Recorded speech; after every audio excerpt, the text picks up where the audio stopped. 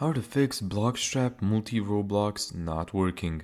If Bloxstrap multi-Roblox feature isn't working, the problem is often caused by a Roblox update, disabled multi-instance settings, or the fact that Bloxstrap's built-in multi-instance support has changed over time.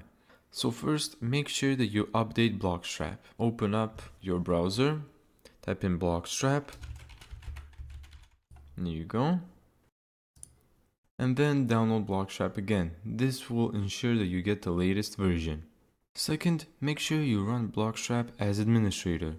So let's just close out of Bloxstrap, type in Bloxstrap again, right click and run as admin.